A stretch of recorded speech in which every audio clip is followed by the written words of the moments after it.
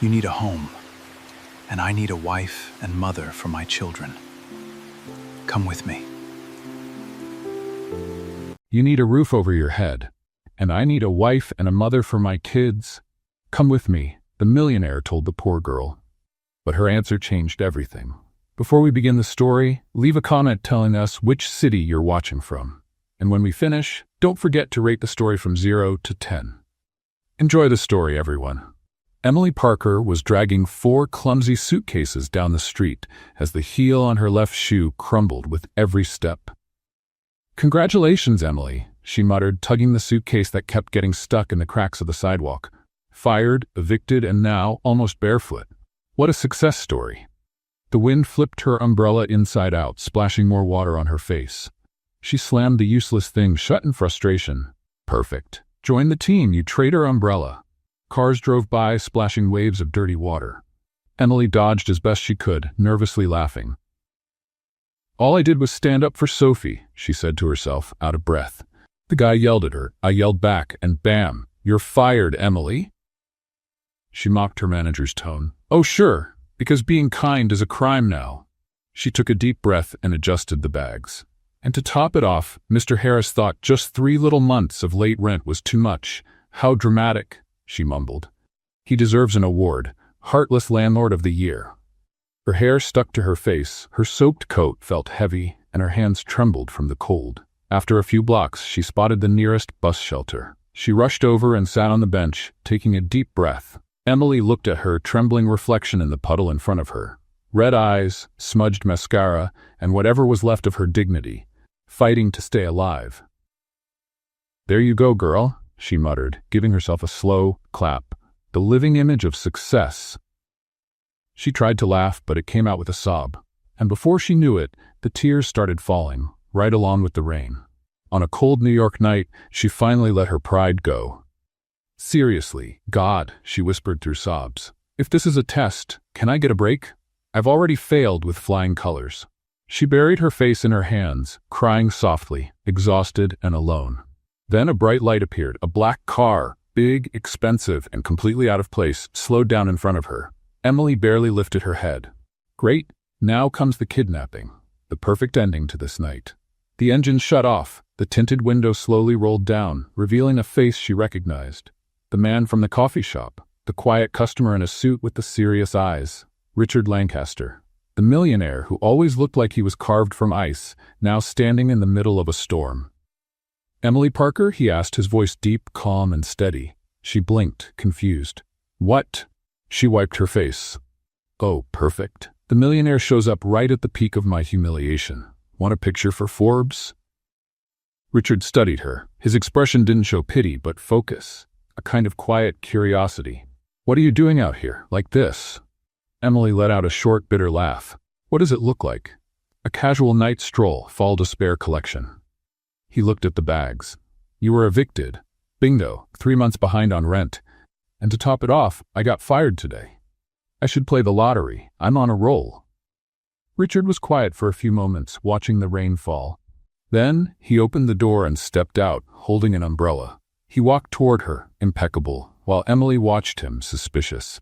"You need a roof over your head," he said plainly. Emily raised an eyebrow. "Wow, sharp observation. Sherlock would be proud." He ignored the sarcasm. "And I need a wife and a mother for my kids," he added as if it were the most normal thing in the world. Emily blinked, sure she'd misheard. "I'm sorry, what?" "Come with me," Richard said. "You can live in my house." Emily's eyes widened. Then she burst out laughing. "You've got to be kidding," she pointed at him. "Or you've completely lost it. Seriously, I know a great psych ward. I can recommend an excellent therapist." He kept a straight face. "I'm serious." Sure, because nothing says mental health like offering marriage and children to a wet, broke woman who smells like burnt coffee." Richard took a breath. "I need to appear like a family man to close an international deal. My investors expect stability, a clean image." She blinked, trying to process. "So you want me to marry you for marketing purposes?" "Exactly," he said, unwavering. "And in the meantime, you take care of my kids." "Oh, great." Emily threw up her hands. "It's official. The millionaire has lost his mind." He held her gaze. "I need someone to care for my children. No nanny lasts more than 2 weeks, he continued, unfazed. They always quit, and I don't have time. Emily stared at him, eyes wide, stunned. And you looked at me and thought, this woman, soaking wet, broke, and emotionally unstable, is perfect. She replied sarcastically. Richard just gave a small smile. Exactly. Emily blinked, confused. The rain was pouring down. She looked around. The empty street, the soaked bus stop, the heavy suitcases, the cold wind. He started walking away, heading back to the car. Think about it, Miss Parker. Emily watched him turn his back and panic filled her chest. Wait, she shouted, standing up. I accept. She said it without thinking. Richard turned around. I accept, Emily said, her voice trembling. But with one condition. No touching, no kissing, and I take care of the kids my way, no interference. Richard looked at her for a moment and nodded. Deal, Emily sighed. This is definitely going to end badly. He opened the car door for her. Or it might be the best mistake of your life. Emily took a deep breath, grabbed her suitcases, and got in the car. As the car pulled away in the rain, she looked out the window, still in disbelief over what was happening. And that's how, soaked, lost, and about to step into something she didn't understand, Emily Parker took the first step toward what would completely change her life. The car slid through the wet streets of New York, as Emily glanced at Richard from the corner of her eye. He was driving upright, eyes fixed on the road, saying nothing. The silence was so heavy that Emily felt like jumping out of the moving car. She cleared her throat. Nothing. He kept driving as if she were invisible. Emily rolled her eyes and decided to break the ice. So, she began with a nervous smile. Do you always offer marriage contracts to wet strangers, or am I just special? Richard didn't even blink. You were in the right place at the right time. Wow, how romantic, she said, pretending to be moved. I'll save that line for our fake anniversary. He stayed serious, but Emily could have sworn she saw the corner of his mouth twitch. Seriously, though, do you really think this is going to work? She asked, pushing back her wet hair. I can barely cook rice without burning it. And you want me to take care of kids? The kids don't need a chef, Richard replied firmly. They need someone who stays. Emily went quiet for a moment, taking that in. Then she let out a short laugh. Oh, I get it. You want someone desperate enough not to quit. Congratulations, you found the perfect candidate. I literally have nowhere else to go. Richard finally glanced at her. That's exactly why you're ideal. She blinked, unsure if that was a compliment or an insult. You know, Richard, you have a real talent for making people feel both chosen and offended at the same time. He didn't respond. He just kept his eyes on the road. Emily crossed her arms and kept talking to herself. Okay then, let's sum it up. I'm gonna live in your house, pretend to be your wife, take care of kids I've never met, and in return, I get a roof and a paycheck. Basically, I just accepted a job based on emotional qualifications. Richard nodded, serious. That's a fair summary. She shook her head, laughing nervously. My mom always said I made bad decisions. Now I have proof. The car turned onto a wide avenue, and the city lights started to fade. Emily frowned. Hey, where are we going? Because if it's somewhere isolated, just letting you know, I've seen a lot of suspense movies and I know how this ends. Richard sighed. We're going to my house. Oh, of course. The mysterious millionaire's house who hires fake wives. Totally normal. He looked at her again, now slightly annoyed. If you want to get out, I'll stop the car. Emily raised her hands in surrender. Relax, boss. I'm just trying to lighten the mood. You're more serious than a funeral. Richard rolled his eyes and pressed the gas a bit more. After a few minutes, the car entered a massive automatic gate. Emily leaned forward, trying to get a better view. And then she saw it. The mansion appeared like a modern-day castle lit up in the night. It was huge, white with massive windows and a garden that looked like a park. Emily's eyes widened and her mouth dropped open. Is this a house or a 5-star hotel? She asked, eyes glued to the building. It's my house, Richard replied, parking in front of the entrance. Emily got out of the car, still looking around, completely stunned. Her feet sank slightly into the soft welcome rug. You live here? Alone? With my kids, he corrected, grabbing her suitcases from the trunk. Emily followed Richard to the main door. He unlocked it and opened it, revealing a grand entrance hall with an incredibly high ceiling, a marble staircase, and crystal chandeliers. She stepped in slowly, almost afraid to touch anything. Okay, now I'm sure you're some kind of secret prince. Richard dropped the bags on the floor and took off his jacket. Just a businessman, sure, and I'm just a former waitress who now lives in a palace. Totally normal. The silence in the house was almost deafening. Emily looked around, impressed by how clean and organized everything was. This place is eerily quiet, she said, walking to the center of the hall.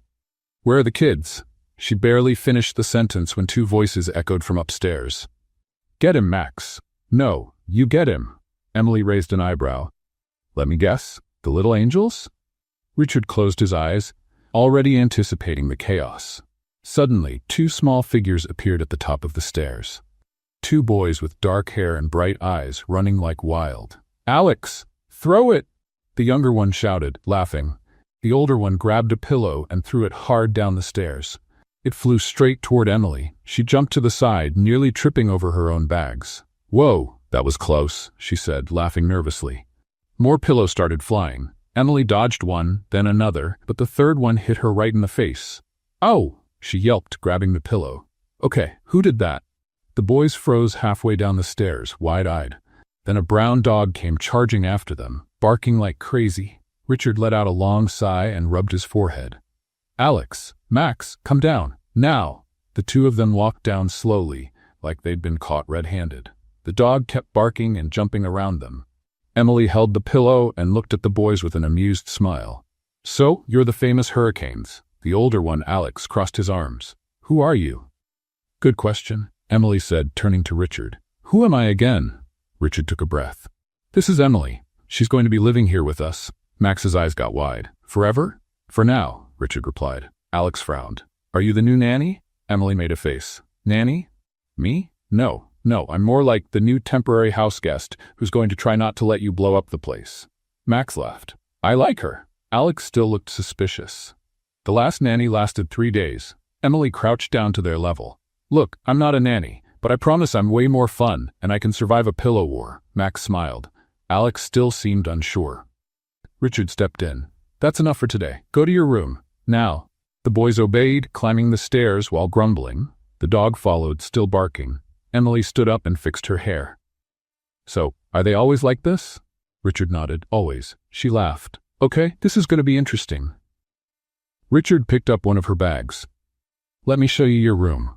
Emily followed him up the stairs, taking in every detail of the house. Paintings on the walls, elegant furniture, everything spotless. He stopped in front of a door on the second floor and opened it.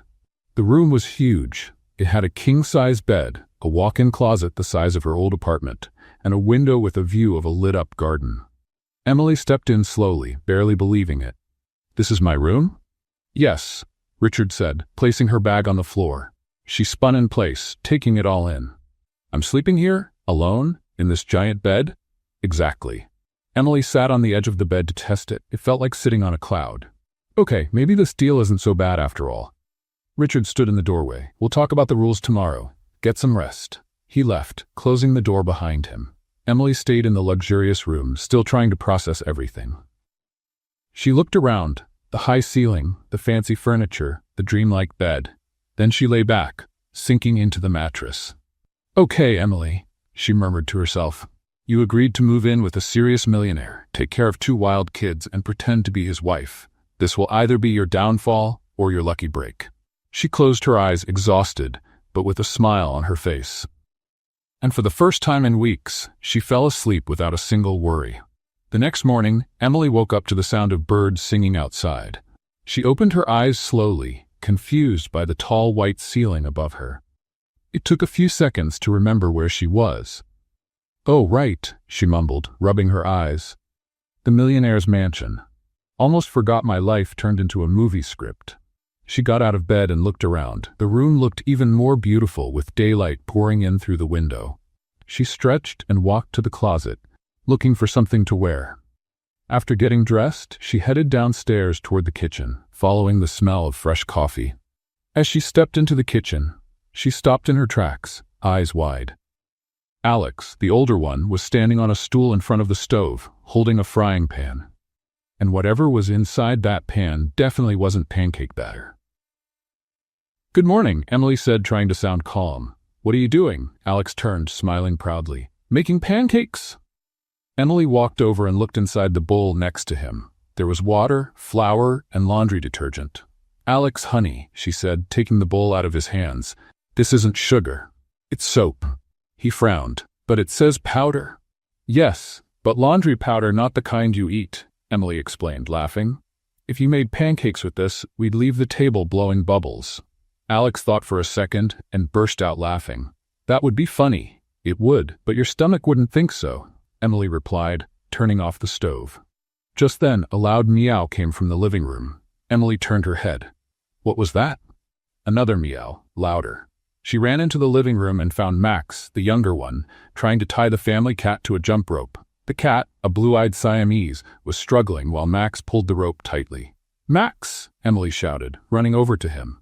What are you doing? Teaching him to jump rope. Max answered, like it was the most obvious thing in the world. Emily held back a laugh and untied the cat, who ran off in a panic.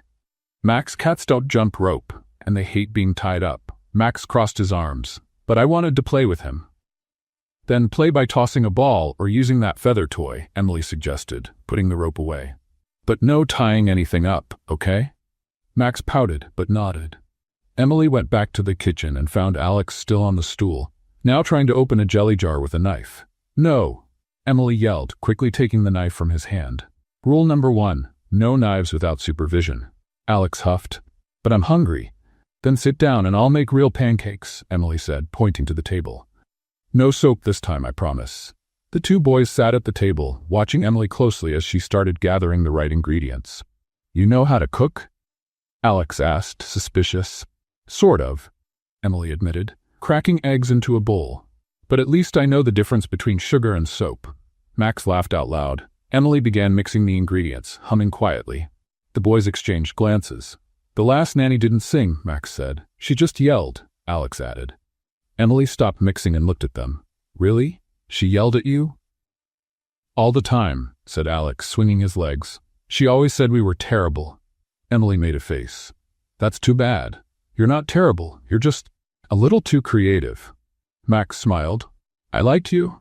Thanks, sweetie. I liked you too, Emily replied, pouring the batter into the skillet. But let's agree on one thing. No soap in the food and no tying up animals, okay? Both boys nodded. While the pancakes were cooking, Emily heard heavy footsteps coming down the stairs. She turned and saw Richard walking into the kitchen, dressed perfectly as always in a dark suit and tie. He paused at the scene. The boys sitting at the table, the bath, Emily at the stove, and the kitchen relatively tidy. Good morning, he said, sounding cautious. Good morning, boss, Emily replied, flipping a pancake. Coffee? Or would you prefer a soap smoothie? Richard frowned. Soap? Alex raised his hand. That was me, but Emily saved me. Richard looked at Emily, who just shrugged.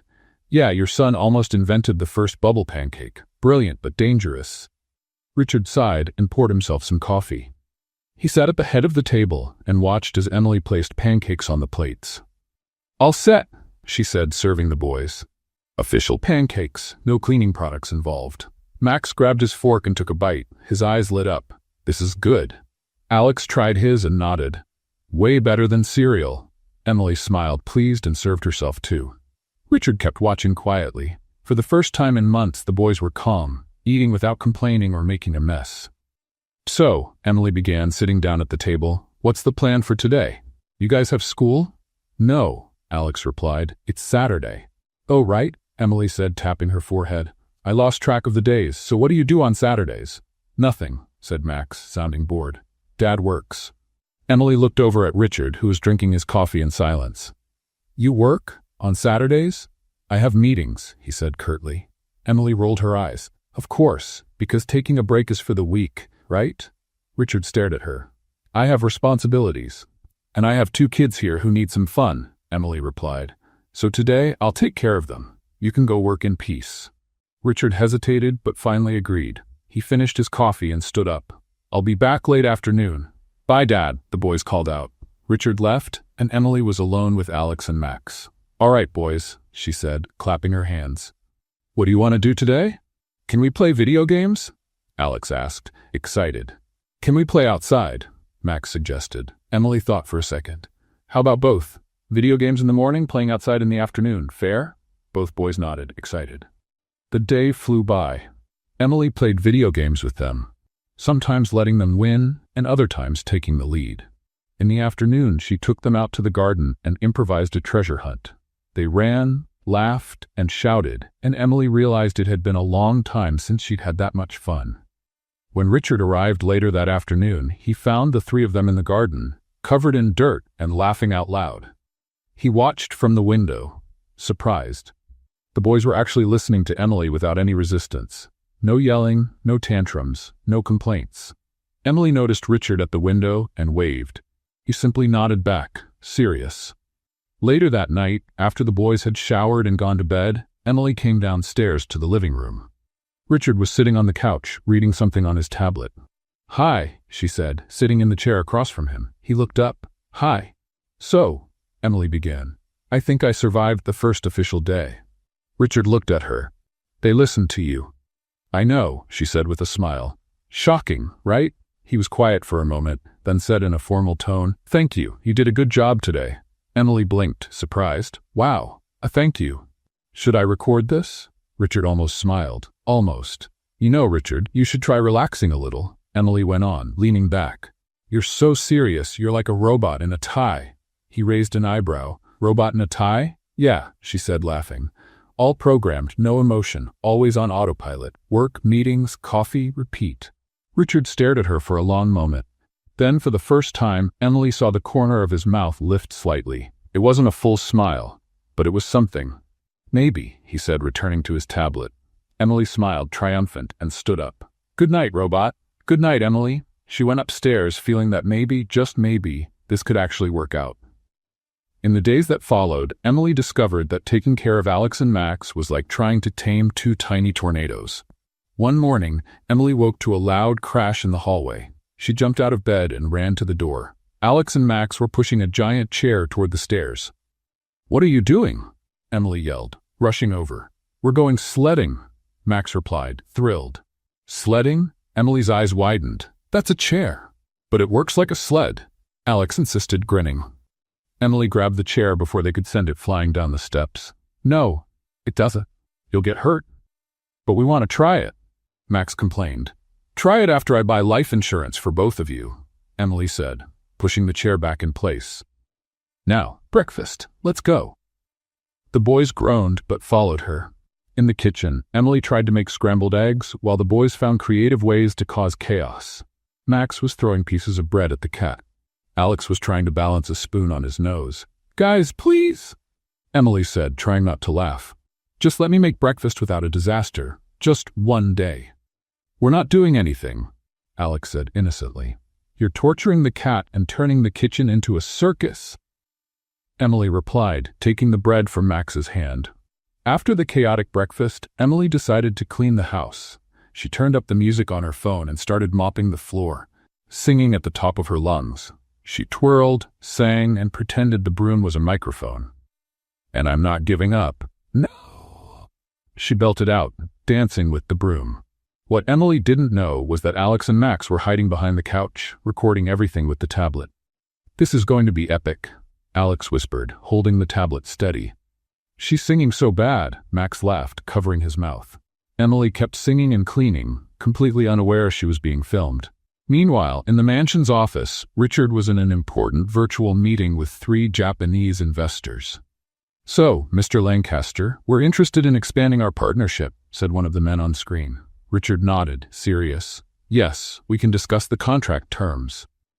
At that exact moment, the office door opened. Emily walked in wearing pajamas, hair a mess, holding a coffee mug. "Richard, where's the sugar? I can't find it anywhere, and I swear I looked in." She froze when she saw the screen. "Oh." The 3 investors blinked, surprised. Richard closed his eyes and took a deep breath. "Emily," he said calmly, "I'm in a meeting." "Oh," she looked at the screen and gave a shy wave. "Hi everyone. Sorry, sugar. Never mind. Bye." She rushed out, slamming the door behind her. Richard looked back at the screen, trying to regain his professional tone. "I apologize. That was my assistant." One of the investors smiled. "She seems charming." Richard cleared his throat. "Shall we continue?" Later that day, Emily was in the living room singing again, this time to an upbeat song. She was swaying her hips, doing silly dance moves, and spinning with the broom. Alex and Max came running in. "Emily, come dance with us," Max shouted, jumping around. "Let's make a music video," Alex suggested. Emily dropped the broom and joined in. The three of them danced together, laughing loudly, making up crazy moves. Alex kept recording everything. When they finished, he looked at the tablet. It came out perfect. "Let me see," Emily said, grabbing the tablet. The video showed her dancing and singing off-key, while the boys did goofy choreography in the background. "This is hilarious," Emily laughed. "We look like a rock band that gave up halfway through." "I'm gonna post it," said Alex, grabbing the tablet back. "Post it? Where?" Emily asked, frowning. "On Daddy's channel," Alex replied, tapping a few buttons. "Alex, no," Emily shouted, trying to grab the tablet, but it was too late. The video was already online. "Done," Alex said proudly. Emily's eyes went wide. "Your dad has a channel?" "No, but he has a public account. We always use it."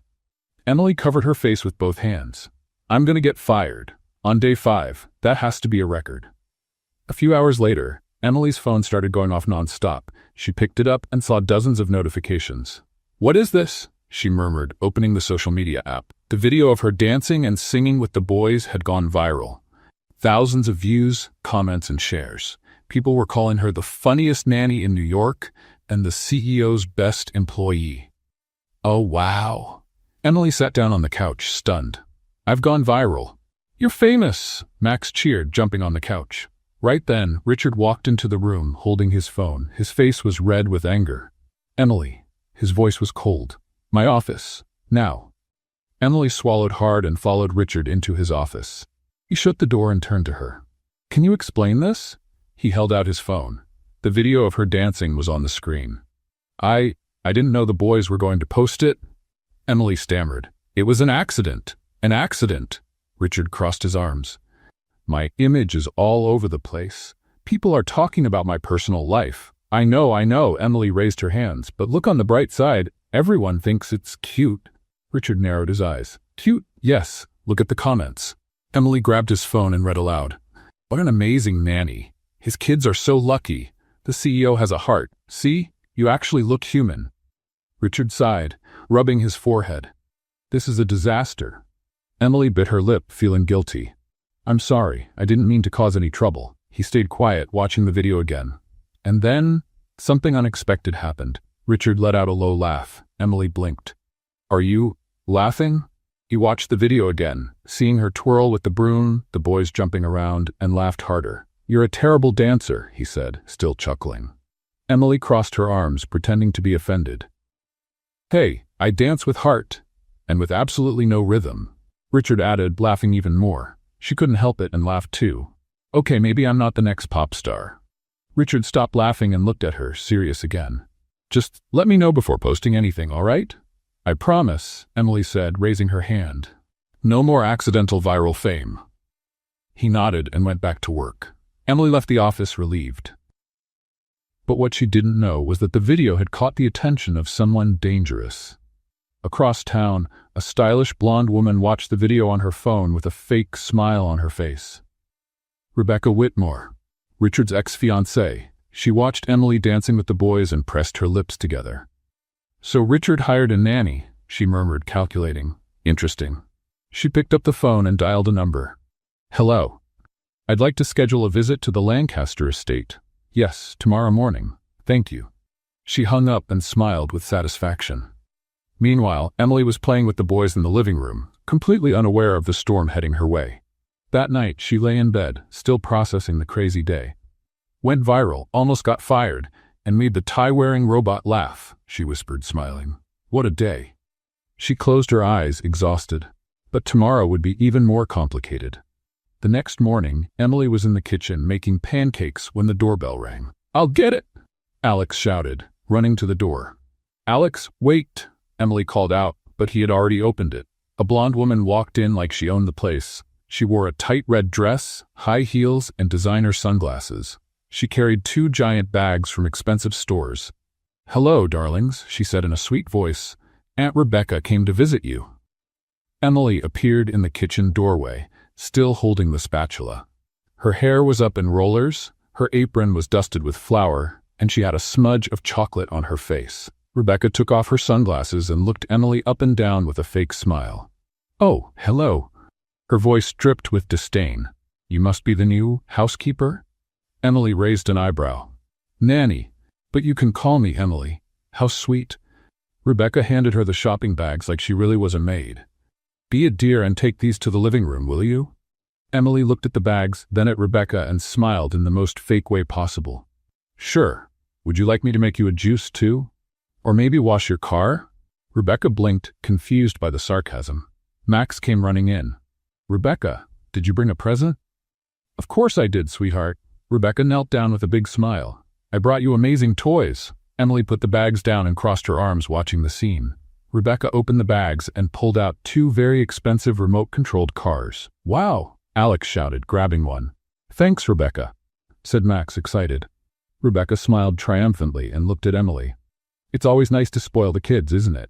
Emily forced a smile. Absolutely. Nothing like buying affection with expensive toys. Rebecca pretended not to hear and stood up. Where's Richard? In his office, Emily replied flatly. Great. Rebecca brushed past Emily on purpose. Excuse me. Emily stood still, gripping the spatula like it was a weapon. Who is she? Max asked, looking at Emily. A very polite person, Emily answered sarcastically. Now, shall we finish breakfast? As the boys headed back to the kitchen, Emily heard Rebecca's voice echoing from the office. Richard, I've missed you. Emily rolled her eyes and returned to the stove, hitting the pan with the spatula harder than necessary. In the office, Richard looked up from his computer and saw Rebecca standing at the door. Rebecca. His voice was neutral. What are you doing here? I came to see how you're doing. She walked in and closed the door. And to meet the new nanny. She's interesting. Richard sighed. She's doing a good job. I'm sure she is. Rebecca sat on the edge of his desk and crossed her legs. But you know you can always count on me, right? I've always been here for you and the boys. Richard leaned back in his chair. Rebecca, we broke up 2 years ago. I know. She touched his arm. But I still care. And I know you do too. Richard gently pulled his arm away. I have work to do. Rebecca smiled like it was nothing. Of course. But we should have dinner one of these days. Catch up? Maybe, Richard said, turning back to his computer. Rebecca left the office with a satisfied smile. In the kitchen, Emily was serving the boys while trying not to think about Rebecca. She's annoying, said Alex, chewing. Alex, Emily scolded, trying not to laugh. Don't say that. But it's true, Max insisted. She only shows up when she wants something. Emily couldn't help but wonder what exactly Rebecca wanted. Later, Rebecca said goodbye to the boys with over-the-top hugs and left the mansion. As soon as the door closed, Emily let out the breath she'd been holding. Finally, she muttered. That night, after the boys were asleep, Richard found Emily in the living room watching TV. Can I talk to you? He asked. Emily turned off the TV. Sure. Richard sat down on the couch next to her. Does Rebecca bother you? Emily almost choked. What? No. Why would she bother me? You've been acting off all day. Me? Off. Emily laughed nervously. Not at all. It's just, she's very elegant and perfumed and irritating. Richard raised an eyebrow. Irritating? Yes. Emily waved her arms. She came in giving orders, treated everyone like staff, and had the nerve to call me cute. Richard almost smiled. She's always been like that. Then why did you date her? The question slipped out before Emily could stop it. Richard was quiet for a moment. Because I thought it was the right thing to do. Emily felt something stir in her chest, but ignored it. Well, you have terrible taste. Richard let out a low laugh. Maybe. They sat in silence. Emily's heart was racing, and she quickly stood up. Well, I'm going to bed. Good night. Emily, Richard called. She stopped but didn't turn around. Yes, thank you. Yes, for taking care of the boys. Emily smiled, still facing away. You're welcome, robot. She went up the stairs quickly before he could see the blush on her face. 2 days later, Emily was in her room when her phone buzzed. It was a notification from an online magazine. She opened it and her eyes went wide. The headline read, Richard Lancaster and ex-fiancée Rebecca Whitmore back together. Below it, a photo of the two of them at an event. Rebecca was next to Richard, smiling, holding onto his arm. They looked like a couple. Emily felt her stomach twist. This is ridiculous, she muttered, but couldn't stop looking at the photo. She walked downstairs and found Richard in the living room, also staring at his phone. Did you see this? Emily asked, holding out her screen. Richard sighed. I did. Is it true? Are you two back together? No, he looked her in the eye. It was a business event. She showed up and took that photo without me noticing. Emily crossed her arms. And you couldn't have stopped her? Richard frowned. Why are you so upset? I'm not upset. Yes, you are. Emily opened her mouth to argue, but couldn't form a proper sentence. Her voice caught. I just... She stammered. It's just, this complicates things. Richard took a step closer. What things? Emily felt her face getting hot. Things, the deal, the image, everything. He kept looking at her like he was reading her thoughts. Emily couldn't take it anymore. She turned and walked out of the room. Emily, wait, I need to do something, she shouted, rushing upstairs. She locked herself in the bedroom and sat on the bed, staring at the photo again. The anger she felt didn't make sense. Why did she care so much? She wasn't supposed to care. It was just a deal. A contract. But when she saw Rebecca next to Richard, something inside her burned. And for the first time, Emily realized she was jealous. No, no, no, she whispered, tossing the phone on the bed.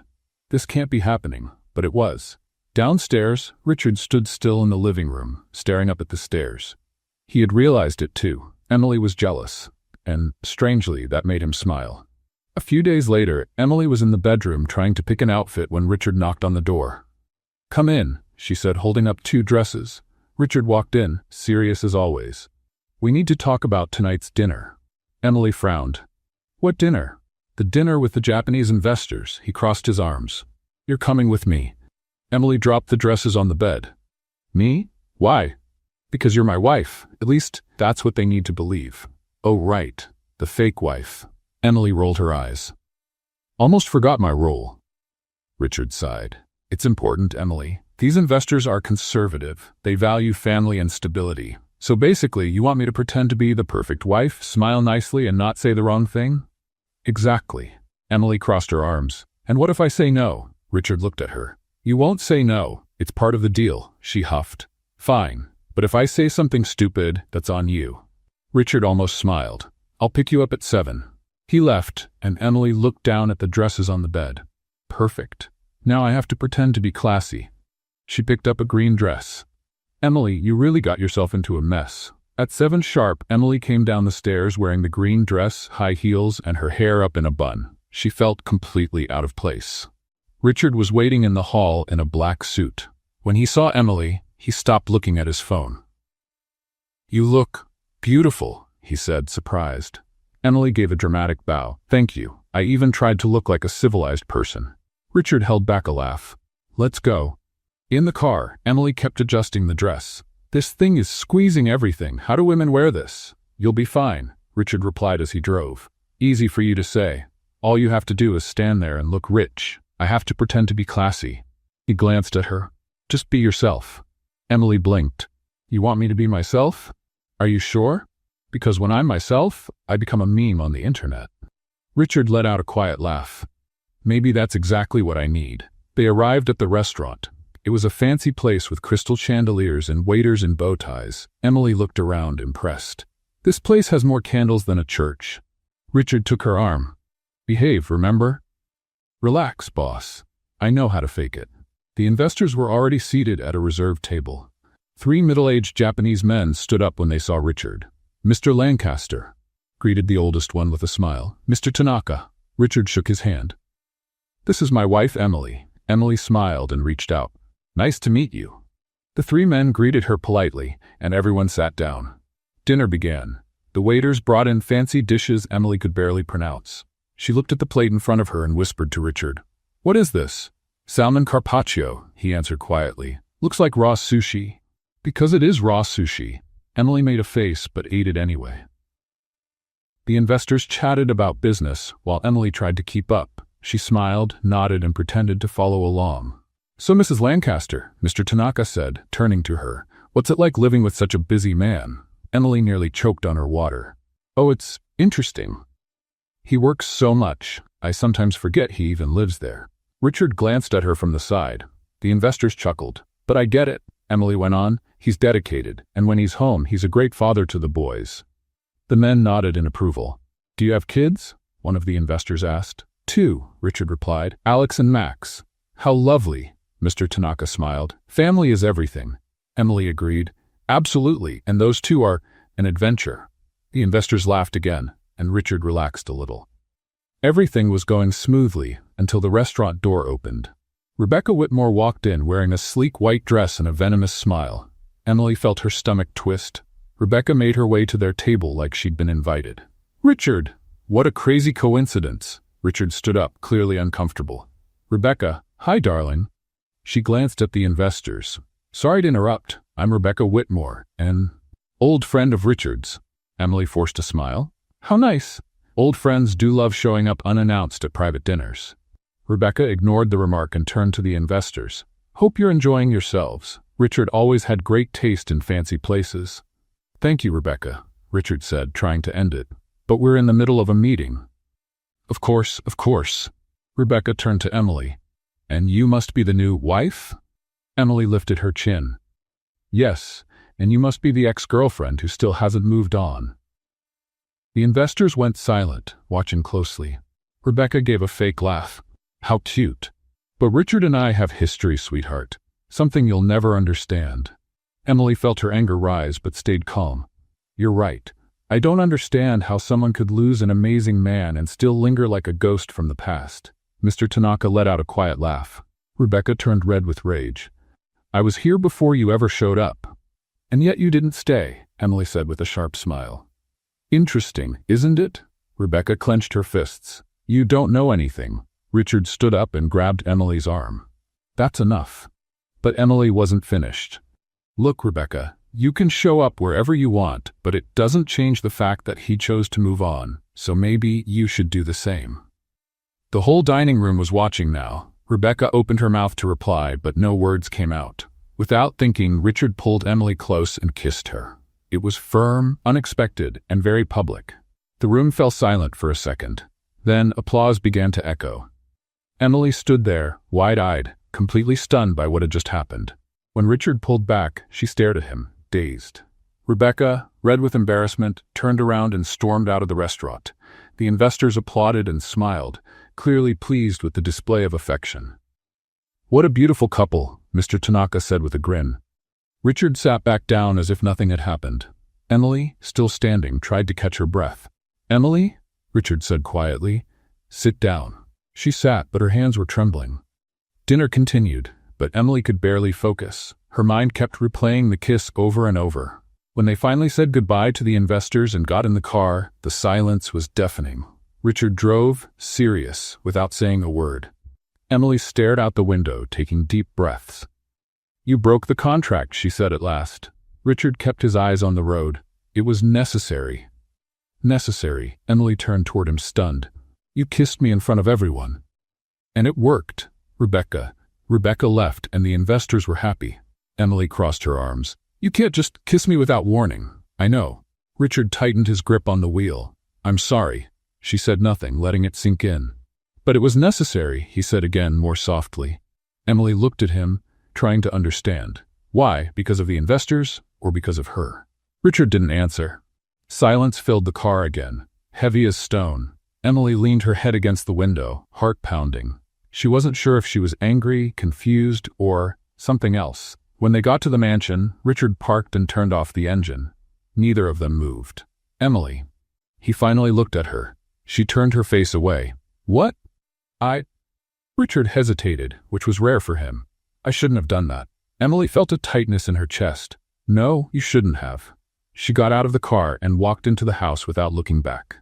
Richard stayed in the car alone, staring at his hands. He had broken the contract. And worse, he didn't regret it. Inside, Emily walked upstairs, went into her room, and locked the door. She sat on the bed, touching her lips, still feeling the kiss. "What's happening to me?" she whispered. But deep down, she already knew the answer. She was falling in love, and that was never part of the deal. The next morning, Emily came downstairs for breakfast, trying to act normal, but her heart raced every time she thought about the kiss. Richard was already at the table, reading the newspaper. He looked up when she walked in. "Good morning," he said in a neutral tone. "Good morning," Emily replied, avoiding eye contact. Alex and Max watched them closely. "Why are you guys acting weird?" Max asked, chewing his cereal. "We're not acting weird," Emily said quickly. "Yes, you are," Alex insisted. "Dad's staring at you and your face is all red." Emily nearly choked on her coffee. I am not red. Richard cleared his throat and went back to reading. Max and Alex exchanged mischievous smiles. After breakfast, Emily took the dishes to the sink while Richard headed up to his office. "Sst," Alex whispered to Max. "We have to do something." "Like what?" Max asked, confused. "Get them together." Alex pointed at Emily, then toward the office. "They like each other, but they're both too stubborn to admit it." Max grinned. "Like in the movies?" "Exactly. We'll be the Cupids." They ran off to their room, plotting. Later, Emily was cleaning the living room when Alex came running in, dramatically. "Emily, Max is stuck in Dad's closet." Emily dropped the rag. "What? How?" "He went in and accidentally locked himself in. You have to help." Emily rushed upstairs, following Alex to Richard's room. The closet door was closed. "Max," she called, knocking. "Are you okay?" "I'm stuck," Max shouted from inside, pretending to panic. Emily tried the door, but it wouldn't budge. "Where's the key?" "In Dad's office," Alex answered, barely hiding his smile. Emily sighed and headed to the office. She knocked on the door. "Come in," Richard said, not looking up from his computer. Emily walked in. "Your son locked your other son in the closet. Where's the key?"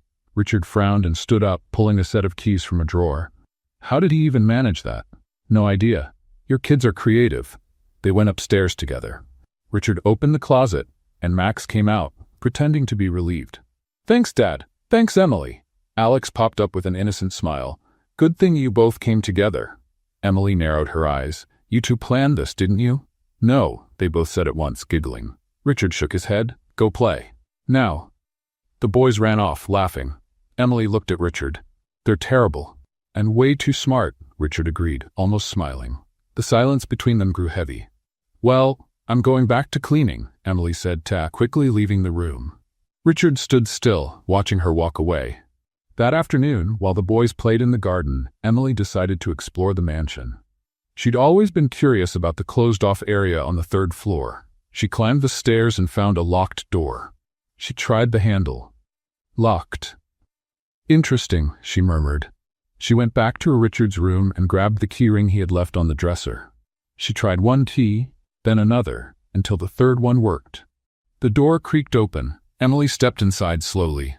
It was an art studio. There were easels, brushes, paint, and canvases everywhere. She walked through the room, taking in the paintings, landscapes, portraits, flowers, all painted with care. In one corner, she found a wooden box. She opened it and saw a stack of old letters, yellowed with time. She picked one up and read, "Richard, I promise I'll paint our future together. Every moment, every smile, I'll love you forever. Claire." Emily felt a tightness in her chest. Claire, Richard's late wife. She read a few more letters, all full of love and hope. The last one read, "If anything happens to me, take care of the boys, and don't blame yourself. Life is unpredictable. Be happy, Richard. You deserve it." Emily closed the letter, her eyes misty. Now she understood. Richard wasn't cold. He was trapped in guilt. She gently put everything back and left the studio, locking the door behind her. Later, she found Richard in the garden, sitting on a bench, watching the sunset. Emily approached slowly. "Mind if I sit?" He nodded. She sat beside him, and they stayed quiet for a few minutes. "I went into the studio," Emily finally said. Richard tensed up. "You shouldn't have done that." "I know, I'm sorry." Emily looked at him. "But now I understand." "Understand what?" "Why you keep everything bottled up. Why you hide behind that wall." Richard looked away. "It's none of your business." "I know, but I care." Emily took a deep breath. "You blame yourself, don't you, for her death?"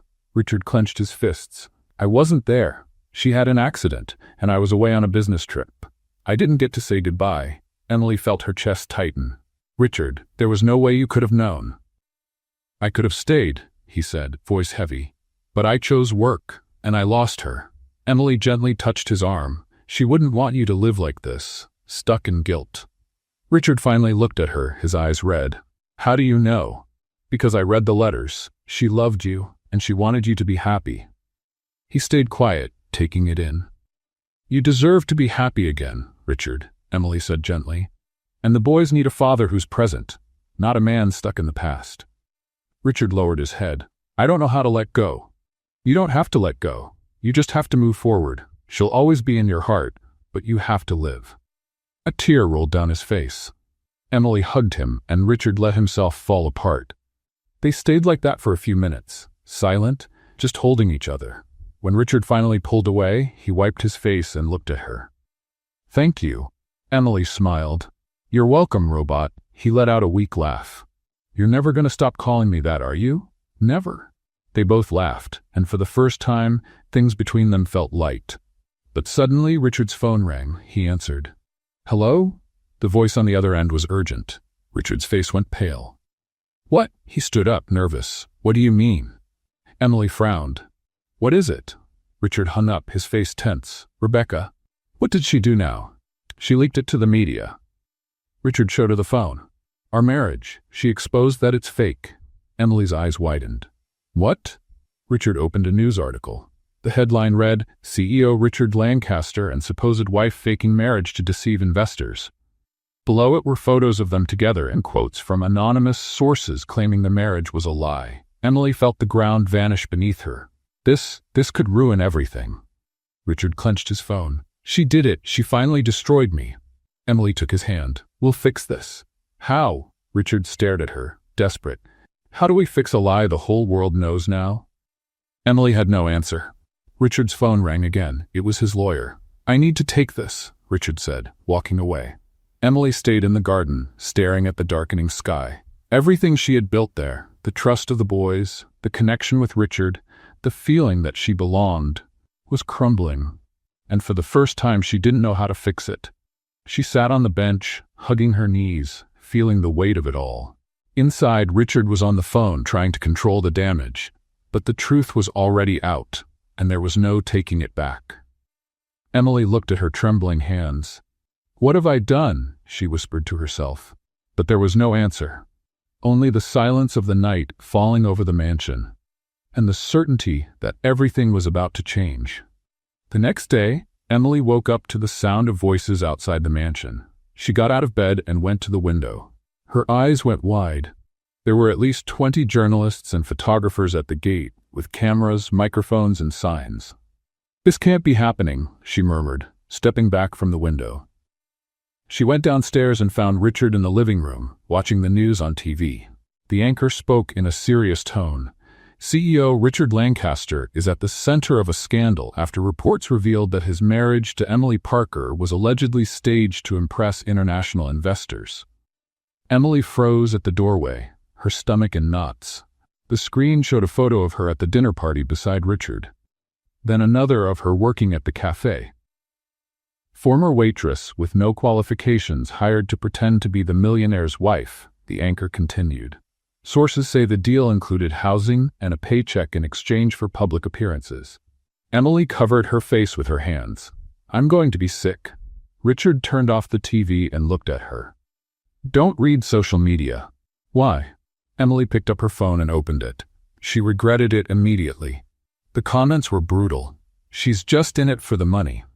"Shameful. Using kids for fame. Gold digger of the year." Emily felt the sting of tears. "They hate me." "They don't know you," Richard said, trying to approach her. Emily stepped back. "It doesn't matter. Everyone thinks I'm a fraud." At that moment, Alex and Max ran down the stairs. "Emily," Max shouted. "There are a ton of people outside. They're shouting your name," Alex added, excited. Emily knelt down in front of them. "Boys, you can't go outside today, okay?" "Why?" Alex asked, confused. "Because," Emily hesitated. "Because there are annoying people out there." "Are they reporters?" Max's eyes grew wide. "Like in the movies?" "Exactly, and they're not nice." Richard stepped in. "Boys, go play in your room, now." They obeyed but looked back at Emily with concern. As soon as they went upstairs, Richard grabbed his phone. "I'm going to give an interview." Emily frowned. "What? Why?" "Because I need to clear this up." "Richard, that'll make it worse. Just let it go." "No," he looked at her firm. "I won't let them destroy you." Emily blinked, surprised. Richard called his press advisor and scheduled a press conference for that afternoon. At 3 o'clock, Richard stood in front of the mansion, surrounded by reporters. The cameras were rolling, broadcasting live. Emily watched from the window, nervous. "Mr. Lancaster," a reporter shouted. "Is it true your marriage is fake?" Richard raised his hand, asking for silence. "I'm here to set the record straight." Everyone went quiet. "When I met Emily Parker, I was lost." His voice was steady. My kids were out of control, and I was buried in work, unable to be the father they needed. The reporters listened closely. Emily is not a gold digger. She's an incredible woman who turned my house into a home. She brought life, joy, and love back to my family. Emily felt the tears fall. Yes, our marriage started as an agreement, Richard admitted. But it became something real, and I won't stay silent while they try to destroy the reputation of the woman I love. Emily's eyes widened. He said he loves me? Richard went on. Emily Parker is my wife. For real. And anyone who tries to slander her will have to deal with me. The press area exploded with questions, but Richard simply turned around and walked back into the mansion. Social media went wild. CEO defends wife live on air. Richard Lancaster declares love in press conference. Rebecca Whitmore exposed as the source of the lie. Inside the mansion, Richard found Emily standing in the living room, crying. You didn't have to do that, she said, her voice shaky. I had to. Richard stepped closer. You deserve it. Emily shook her head. But now everyone knows it started as a lie. You're going to lose contracts, investors. I don't care. Richard held her face gently. I only care about you. Emily closed her eyes, letting the tears fall. I can't stay, Richard, he froze. What? I brought this on you. All this chaos. Emily stepped back. You and the boys deserve peace, and all I've brought is scandal. Emily, no. I'm leaving. She turned and went upstairs before he could stop her. Richard stood there, stunned. Meanwhile, Rebecca was watching Richard's press conference on TV, her face red with anger. Her phone rang. It was her agent. Rebecca, we need to talk. Your contracts were canceled. Brands don't want to be associated with you after what you did. Rebecca hung up, furious. But it was too late. She had lost everything. Back at the mansion, Emily was packing in the bedroom, trying not to cry. The door opened. Alex and Max walked in, their eyes wide. You're leaving? Max asked in a tiny voice. Emily swallowed hard. I have to, sweethearts. Why? Alex came closer. Did you do something wrong? No. Emily knelt down in front of them. Sometimes things just don't work out, you know? Max started crying. But we like you, and I liked you. Emily hugged them, crying too. So much. Alex held her tightly. You can't go. You're our mom now. Emily felt her heart break. You'll be okay. You have your dad. But we want you too. Max cried. The three of them stayed there, hugging, crying together. Emily kissed their foreheads. Be good, okay? And take care of your dad. She grabbed her bags and went downstairs. The boys stayed in the room, holding each other and crying. In the living room, Emily looked around one last time. That mansion had been her refuge, her second chance. But now she had to leave. She opened the door and stepped out. A taxi was already waiting by the gate, away from the reporters still gathered outside. Emily got in the car without looking back. Minutes later, Richard came home. He had gone to the office to pick up some documents. Emily, he called out, heading upstairs. We need to talk. He walked into her room. It was empty. The drawers were open. The closet was bare. The bed was made. She was gone. Richard sat down on the edge of the bed, holding his head in his hands. Alex and Max appeared in the doorway, eyes red. She left, Dad, Alex said, his voice breaking. Richard looked at his sons and saw the pain on their faces. For the first time, he realized the true mistake he had made, not in making the agreement, but in letting her go. Dad, are you going to go after her? Max asked hopefully. Richard didn't answer. He just stared out the window, watching Emily's taxi disappear around the corner. He had lost something more valuable than any contract. He had lost Emily. And now, the mansion felt cold, empty, and silent again, just like it had been before she arrived. The following days at the Lancaster mansion were the worst Richard had ever lived. The house was far too quiet. No more laughter, no more loud music, no more cheerful voices echoing through the halls. Alex and Max barely left their room. When they did come down to eat, they stayed quiet, just pushing food around on their plates with no appetite. Boys, you need to eat, Richard said, trying to sound firm. I'm not hungry, Max mumbled, staring down. Me neither, Alex added, folding his arms. Richard sighed. He didn't know what to do. He never knew how to deal with emotions, especially not as kids. Is she coming back? Max asked in a small voice. Richard swallowed hard. I don't know. You should go get her, Alex said, looking straight at his dad. Like in the movies. You run, say sorry, and she comes back. It's not that simple. Why not? Max looked at him, eyes watery. You like her, she likes you. It is simple. Richard had no answer. The boys got up and went back to their room, leaving their plates untouched. Richard stayed alone at the table, staring at the full plates. For the first time in years, he felt completely lost. The next day, Alex and Max started acting differently. They wouldn't listen anymore. They shouted, threw things, refused to bathe, and threw tantrums over everything. Richard tried to set boundaries, but nothing worked. Alex, put those toys away. Now, he ordered, exhausted. No. Alex folded his arms. Emily, let us play. I'm not Emily. We know, Max shouted. That's why you should go get her. Richard clenched his fists, trying to stay calm. But inside, he was falling apart. That night, after finally getting the boys to bed, Richard went to Claire's old office. He sat in the chair and opened the box of letters. He picked up the last one Claire had written. Be happy, Richard. You deserve it. He read it again and again. He closed his eyes, feeling the weight of those words. Claire had wanted him to be happy, and Emily had done that. She had brought life back, to him, to the house, to the boys, and he had let her go. What did I do? He whispered, covering his face with his hands. Richard grabbed his phone and dialed Emily's number. It rang and rang, then went to voicemail. He tried again. Same result. She wasn't going to answer. He needed to find her in person. Meanwhile, across the city, Emily was starting over. She had rented a tiny room in a modest neighborhood in New York City. It wasn't much, but it was hers. The day after she left the mansion, Emily started looking for a job. She visited several places until she found an opening at a small, cozy cafe in Brooklyn. Do you have experience? Asked the owner, a kind older woman named Helen. I do. I worked as a waitress for years before. Emily hesitated. Before I got myself into a mess, Helen smiled. Everyone deserves a fresh start. You're hired. Emily felt a huge wave of relief. Thank you. Really, thank you. In the days that followed, Emily threw herself into the work. She served customers, cleaned tables, made coffee, and tried not to think about Richard or the boys. But it was impossible. Every time she saw a child at the cafe, she thought of Alex and Max. Every time someone ordered black coffee with no sugar, she thought of Richard. You okay, sweetheart? Helen asked one afternoon. Emily forced a smile. I'm fine. Just tired. Helen didn't believe it, but didn't push.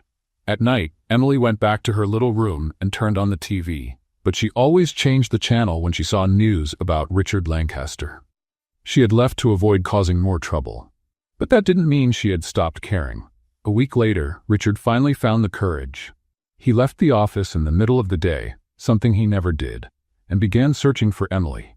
He called every cafe in New York, one by one, asking if they had an employee named Emily Parker. On the 13th call, he finally got a response. Yes, we have an Emily here. Why do you ask? Helen said, suspicious. Richard took a deep breath. I need to speak with her. It's urgent. And who are you? Someone who made a mistake. He hung up before she could ask more. The next day, Richard walked into the cafe where Emily worked. It was a small, cozy place, full of people chatting and sipping coffee. He stood at the entrance, looking for her. And then he saw her. Emily was behind the counter, writing down an order, laughing at something a customer had said. Richard's chest tightened. She looked beautiful. Lighter, somehow. He got in line, waiting his turn. Emily hadn't noticed him yet. She was too busy making a cappuccino. When it was Richard's turn, Emily looked up and froze. The smile disappeared from her face. Richard. He swallowed hard. Hi, Emily blinked, trying to process. What are you doing here? I came. Richard hesitated, searching for the right words. I came to get a coffee. Emily crossed her arms. Really? You crossed the whole city for a coffee? And to say I'm sorry, the whole cafe went quiet. Everyone was watching. Emily looked away. Richard, don't do this here. I have to. He stepped closer. I messed everything up. I let you walk away when I should have asked you to stay. You couldn't ask me for anything, Emily said, her voice trembling. I brought the scandal. I ruined your reputation. You brought life. Richard looked her in the eyes. You taught me how to live again, how to be a real father, how to feel something besides guilt. Emily felt tears rising. Richard, stop. No. He shook his head. I spent years stuck in the past, and you freed me from it. You turned my house into a home, and I was a fool not to realize I loved you until it was too late. Emily covered her mouth with her hand, crying. Without caring who was around, Richard dropped to one knee, right there in the middle of the cafe. Emily Parker, I'm not asking as a CEO. I'm asking as a man, as a father, as someone who truly loves you. He held her hand. Give me a second chance, not because of a contract, but because we love each other. The entire cafe had gone quiet, waiting for her answer. Emily looked at him, crying, trembling. Richard, the boys love you. I love you. He gave her hand a gentle squeeze. Please, come back home. Emily tried to resist, tried to remember all the reasons she had left, but she couldn't, because love spoke louder. Get up, she said, her voice choked. Richard stood, still holding her hand. Emily pulled him close and kissed him, right there, in front of everyone. The cafe erupted in applause and cheers. Behind the counter, Helen wiped a tear from her cheek. I always knew there was a story behind this. When Emily pulled away, she looked into Richard's eyes. If I come back, there won't be any more lies, no more contracts, just us. For real. For real, Richard promised with a smile. Emily smiled too, tears of joy on her face. All right then, I'm coming back. Richard pulled her into a tight hug, and she let herself break down in his arms. I'm sorry it took me so long, he whispered. I'm sorry I left. Emily replied. They stayed in that embrace, as the cafe buzzed around them with joy. Helen stepped over, wiping her hands on her apron. Emily, honey, I think you're going to have to quit. Emily laughed, still crying. Sorry, Helen, but I think you're right. Go, Helen smiled. Be happy. Emily grabbed her bag, took Richard's hand, and the two walked out of the cafe together. Outside, Richard stopped and looked at her. Ready to go back? Emily smiled. Ready. They got in the car and headed back to the mansion. This time, not as boss and employee, not as a deal, but as two hearts that had finally found each other. When the car stopped in front of the mansion, Emily felt her heart race. Richard got out first and opened the door for her. Ready? Emily looked at the big house and took a deep breath. Ready. They walked in together. The mansion was silent, too silent. Where are the boys? Emily asked, frowning. Richard looked around. They're probably in their room. Emily ran up the stairs. She stopped at the boys' bedroom door and knocked softly. Boys? She called gently. Silence. She slowly opened the door. Alex and Max were sitting on the floor drawing quietly. When they saw Emily, they froze. Emily? Max whispered, his eyes wide. Hey guys, she said, smiling. Max was the first to react. He jumped up and ran into her arms. You're back! Alex followed quickly, hugging her tightly. We knew you'd come back. Emily knelt down and hugged them both, crying with happiness. I'm so sorry I left. I really am. You're not leaving again, right? Max asked, holding her face. Never again, Emily promised. I'm here to stay. Alex smiled. Forever? Forever. Richard appeared in the doorway, watching with a quiet smile. Max looked at his dad. Dad, you did it. We did it, Richard corrected, stepping into the room. All of us. The boys hugged Emily again, laughing and bouncing with excitement. The house, once cold and quiet, was alive again. In the days that followed, the mansion's routine changed completely. Emily woke up early and made breakfast while singing. The boys would come running downstairs, laughing and playing. Richard spent more time at home, working less and living more. One morning, while Emily was making pancakes, Richard walked into the kitchen holding an envelope. What's that? She asked, flipping a pancake. Our old contract.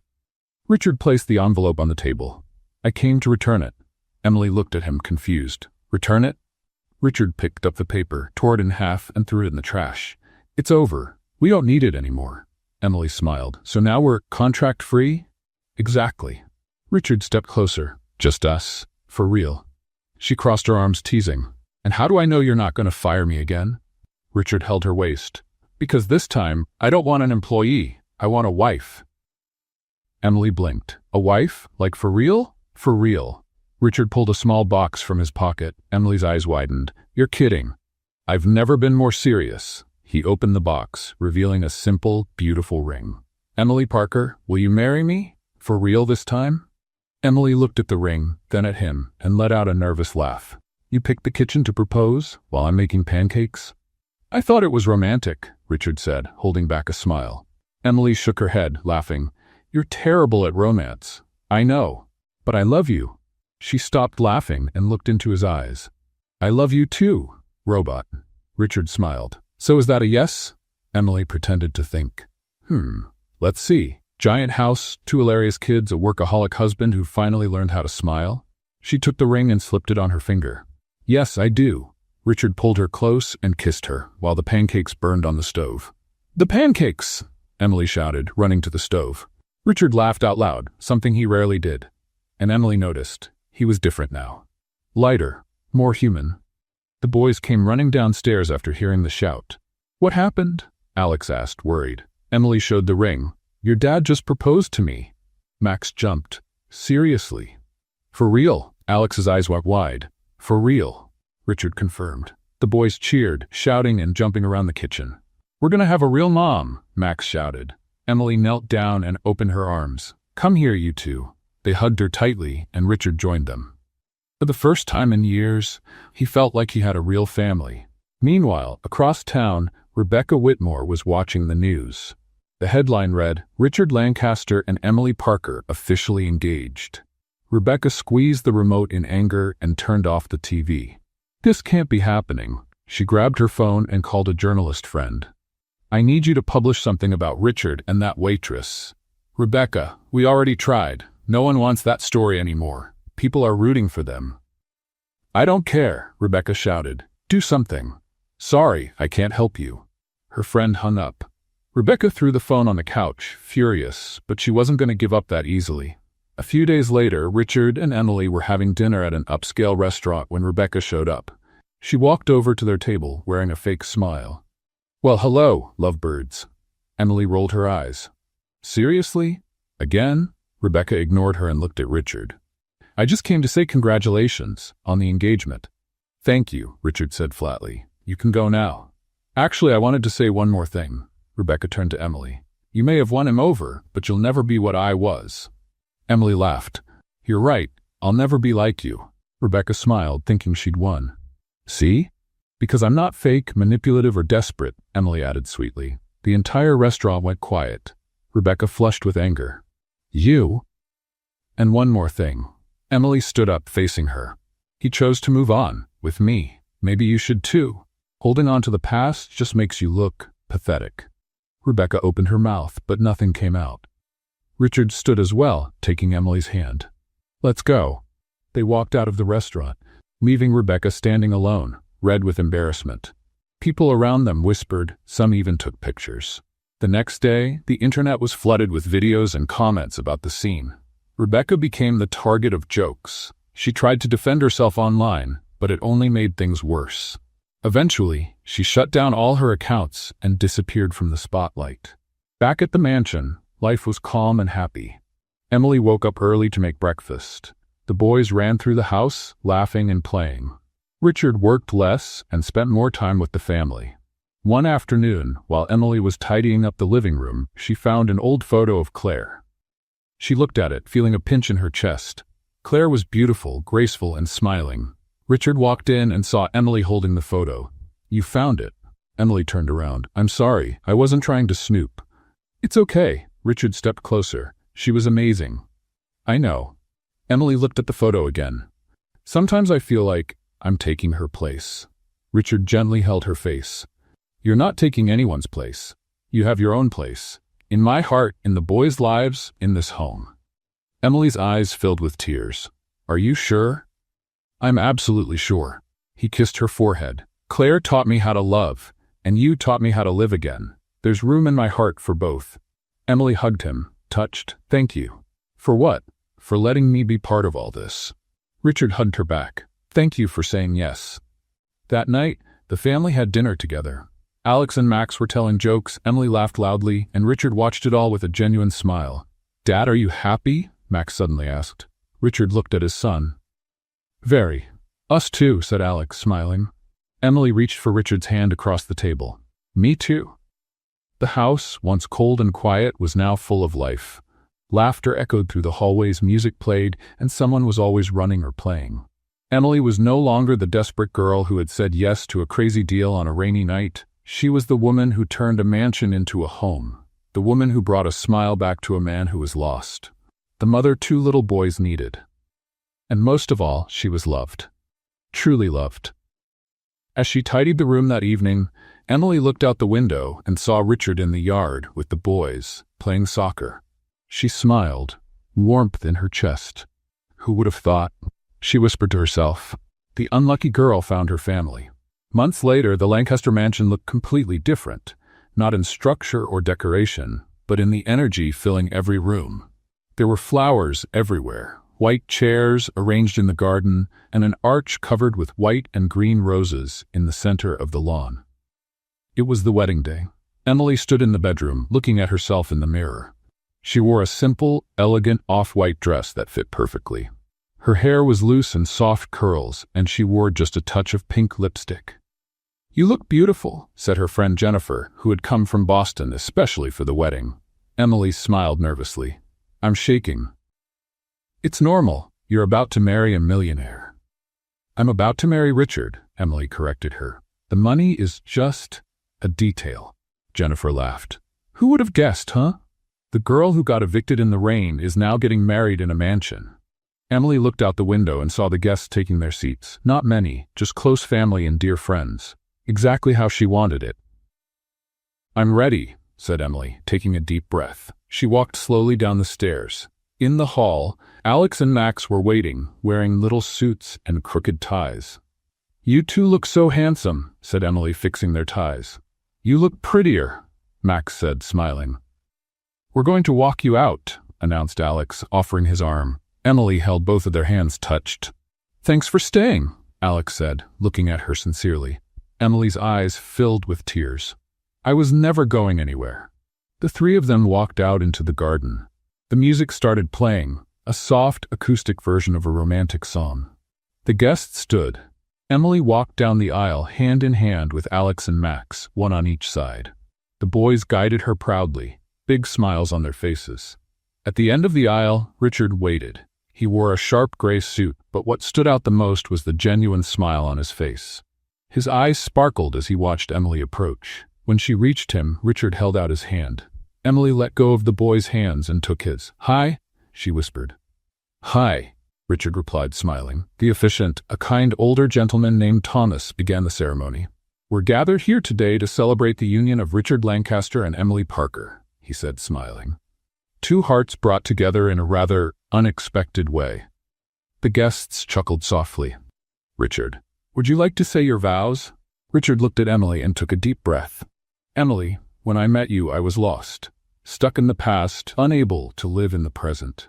You came into my life like a hurricane, messy, unpredictable, and impossible to ignore." Emily laughed, wiping away a tear.